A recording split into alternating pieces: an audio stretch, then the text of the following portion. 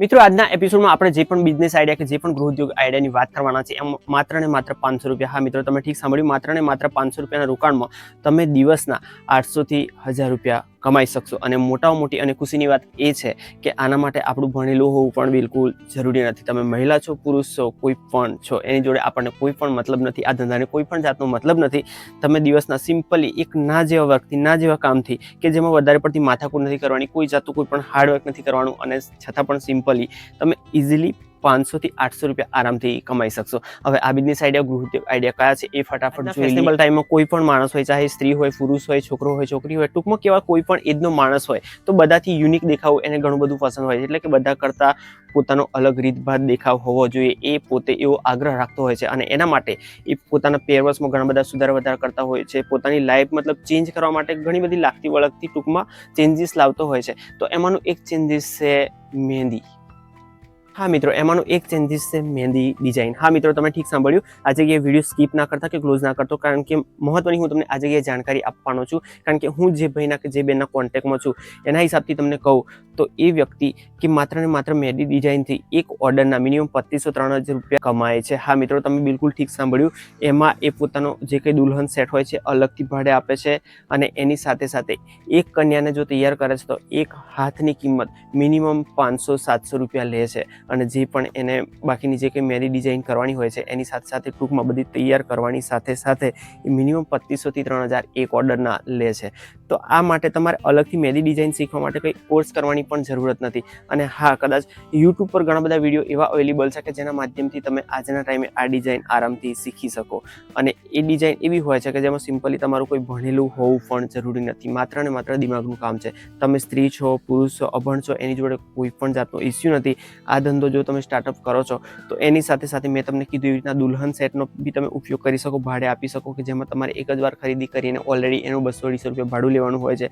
અને એની સાથે સાથે તમે જો ટેલરિંગનું કામ કરો છો, ટૂંકમાં કહેવા જાઉં તો મેરેજ ટાઈમે જે પણ વ્યક્તિનું મેરેજ થવાનું છે તો એની જે કંઈ તૈયારીમાં તમે જે પણ પૂરક વસ્તુ કરી શકો એ ટોટલી કામ આમાં આવી જશે. કે જેમાં ટેલરિંગનું કામ છે, કે એની મહેંદી ડિઝાઇન છે, કે એની સાથે લાગતું વળગતું જે પણ જ્વેલરીનું હોય એ ટોટલી કામ આ જગ્યાએ કરી શકો. મેં તમને શરૂઆત ખાલી 500 રૂપિયામાં કરવા કીધી છે કે 500 રૂપિયાના રોકાણમાં તમે જો માત્ર ને માત્ર મહેંદીનું કોણ અને એના જે ફરમા છે એ જો તમે લાવો છો, માત્ર ને માત્ર મહેંદી ડિઝાઇનની વાતથી તમારે ઘણા બધા ઓપ્શનો, ઘણા બધા ઉપાયો એવા ખુલી જાય છે કે જેને માત્ર મહેંદી ડિઝાઇનની આવક ના રહેતા એની સાથે સાથે દરજીકામની પણ આવક થઈ શકે અને જ્વેલરીની પણ આવક થઈ શકે. ટૂંકમાં કહેવા જાઉં તો માત્ર ને માત્ર એક શરૂઆતથી તમે 3 ધંધા એક જ જગ્યાએ કરી શકો. આમ તો આખું વર્ષ આપણને અવનવા તહેવારોથી આપણે પસાર થતા હોઈએ છીએ, મનોરંજન કરતા હોઈએ છીએ, તહેવારો મનાવતા હોઈએ છીએ. પણ જેવું ચોમાસાની શરૂઆત થાય છે અને એમાં અષાઢી અમાસ જ્યારથી આવતી હોય છે, એક દિવાસાનો તહેવાર. હા મિત્રો, ધ્યાનથી સાંભળજો. દિવાસાનો તહેવાર એક એવો છે કે જેના આધારે, એટલે દિવાસાના દિવસથી અલગ અલગ તહેવારોની શરૂઆત થઈ જતી હોય છે. એ પછી કોઈ વ્રત હોય, યા તો પછી કોઈ રક્ષાબંધન હોય, મતલબ ટૂંકમાં કહેવા જાઉં તો અલગ અલગ તહેવારો લોકો મનાવતા હોય છે. અને આ ટાઈમે જ્યારે એક ધાર્મિક મહિનો ચાલતો હોય ત્યારે તમે એક સિઝનેબલ ધંધા તરીકે એક મિનિમમ 500 રૂપિયાની જો અગરબત્તી છે, રૂની મતલબ દિવેટ છે, ક્યાં તો થોડું સેમ્પલ તેલ છે, દૂર છે, આવી રીતના નાના નાના પાઉચમાં એને પેકિંગ કરી અને સિમ્પલી 500 રૂપિયામાં તમે એ 500 રૂપિયાના માર્જિનમાં નાના નાના 10 રૂપિયાના પેકેટ કરી અને એક એવી કીટ બનાવી શકો કે જે આવા ધાર્મિક સ્થળો હોય ત્યાં આગળ જઈને થોડું સેલિંગ પણ કરી શકો. યા તો કોઈ વ્યક્તિગત મતલબ ઘરે પ્રોગ્રામો આવી રીતના મનાવતા હોય તો એ લોકો તમારા કોઈ પાર્ટ ટાઈમ બીજો કોઈ બિઝનેસ ચાલે છે, કોઈ ધંધો ચાલે છે, તો એની સાથે પણ આ વસ્તુ કરી શકો. તો તમે 500 રૂપિયાના રોકાણમાં મિનિમમ 750 થી 800 રૂપિયા આરામથી કમાઈ શકો, અને એ પણ ઘરે બેઠા. આગલા બિઝનેસની વાત કરું તો માણસ જ્યારે આપણે ગામડામાં રહેતા હોઈએ છીએ તો ઘણી બધી જીવન જરૂરિયાતો એવી હોય છે કે જેના વગર આપણને ચાલતું જ નથી હોતું. માની લો કે કોઈ શાકભાજીની વાત કરીએ છીએ આપણે, તો શાકભાજી એક એવી વસ્તુ છે કે દૈનિક જીવનમાં એની જરૂરિયાત પડતી હોય છે. એટલે લાસ્ટ ટાઈમ મેં તમને ગયા વિડીયોમાં એવું કહ્યું હતું કે એક નર્સરીનો ધંધો. હા મિત્રો, આજે હું તમને નર્સરીની વાત નથી કરતો, પણ એક એક્ઝામ્પલ આપું છું કે નર્સરીનો ધંધો જે કીધો તો એ માણસ સાથે બિલકુલ જીવન સાથે વણાયેલો છે. અને એક ગામડા માટે એને વારી ઘડી ધરુની જરૂરત પડતી હોય છે, મરચી હોય, રીંગણી હોય, ટામેટી. પણ આ જગ્યાએ હું તમને સજેસ્ટ કરવા જઈ રહ્યો છું કે જે એના બી છે એનું જો નાનું નાનું પેકેટ કરીને, એટલે કે તમે જે પણ ઘરે રીંગણ, મરચી, ટામેટા જે પણ કર્યા હોય એને જો પાકવા દો છો અને એના જે બી છે એને નાના પેકેટમાં પેકિંગ કરી 10-20 રૂપિયાના ભાવમાં વેચો છો, તો એ તમારી એક આવકનું સ્ટાર્ટઅપ થઈ શકે, આવક માટેનો એક ઉપાય થઈ શકે.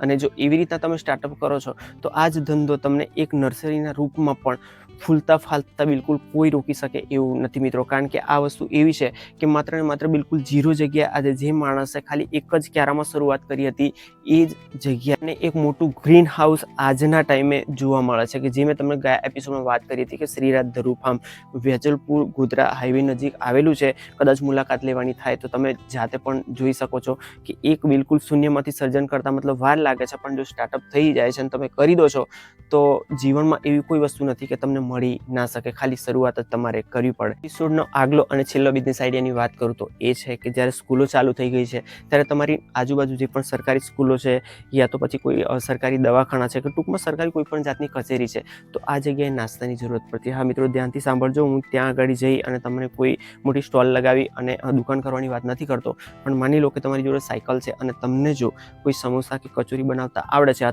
નથી પણ આવડતું તો એ વસ્તુ જો તમે યુટ્યુબ પર જોઈને યા તો કોઈ કારીગર જે આ વસ્તુ બનાવે છે ત્યાં આગળ થોડા દિવસ કામ કરીને યા તો જોઈ અને જો તમે શીખી લો છો તો એ વસ્તુ તમને સારું એવું આ જગ્યાએ પ્રોફિટ કરાવી છે. માત્ર ને માત્ર 500 રૂપિયાનો ધંધો છે, પણ આ 500 રૂપિયાનું સ્ટાર્ટઅપ, હા મિત્રો તમે ધ્યાનથી સાંભળજો કારણ કે રિયલ સ્ટોરીની વાત કરું છું. લાઈવમાં કદાચ મળવાનું થશે, એ વ્યક્તિ મળશે તો હું વાત પણ તમને આ જગ્યાએ કરાવડાવીશ.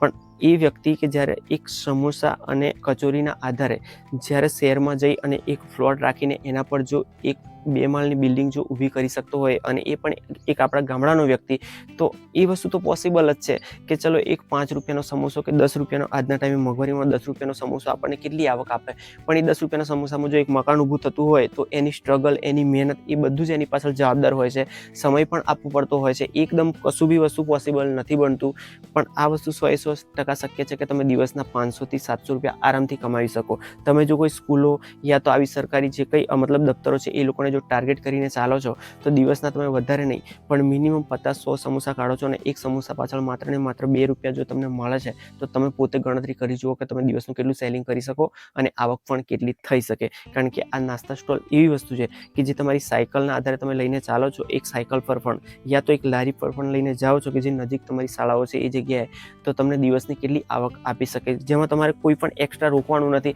કે જેમાં કોઈ મોટી મશીનરી નથી ખરીદવાની કે કોઈ પણ જાતની લાઇટની પણ જરૂરિયાત નથી પડવાની. હા, માત્ર તમારે જોઈએ ગેસનો બોટલ પણ જો ઘરે તમે બનાવી લઈને જાઓ છો તો આરામથી 1 કલાકમાં સેલિંગ કરીને રિટર્ન પણ આવી જાઓ છો અને એક પાર્ટ ટાઈમ બિઝનેસ તમને કેટલી બધી આવક આપી શકે ધ્યાનથી વિચારી. મને સવાલ એક એટલો જ થાય છે કે મેં તમને ઘણા બધા એપિસોડમાં ઘણા બધા ગૃહ ઉદ્યોગ સજેસ્ટ કર્યા, પણ તમને કયો ગૃહ ઉદ્યોગ પસંદ પડ્યો કે જે તમે કરવા માંગો છો? કારણ કે આજના ટાઈમે જો તમે શરૂઆત નથી કરતા તો જે પણ વિચારો છો એ માત્ર ખાલી વિચારોમાં જ રહી જાય છે, એક કાલ્પનિક સપનાઓ જ રહી જાય છે. અને તમારા જીવનમાં જો કોઈ પણ સપનું તમારે સાકાર કરવું હોય તો તમારે આજથી શરૂઆત કરવી પડશે. અને એમાં જો હું તમને હેલ્પ કરી શકું એમ હોઉં તો મારો નંબર તો ઓલરેડી બધા જ વિડીયોના ડિસ્ક્રિપ્શનમાં મેં આપેલો છે. તમે એની ટાઈમ કોઈ પણ ટાઈમે કોલ કરી શકો છો અને હું જવાબ આપવા માટે તૈયાર જ છું. વેલ, મારાથી બનશે એટલી મદદ પણ કરવા તૈયાર છું. તો વેલ મિત્રો, આજે કે કરીએ એપિસોડનો એન્ડ અને કમેન્ટ કરીને જરૂરથી જણાવજો. અને વિડીયો જો ગમ્યો હોય તો એક લાઇક જરૂરથી કરીને મળીએ આવતા એપિસોડમાં કંઈક નવું લઈને. ત્યાં સુધી આપના મિત્ર મુકેશ ભાઈ રજા આપો. જય હિન્દ, જય ભારત.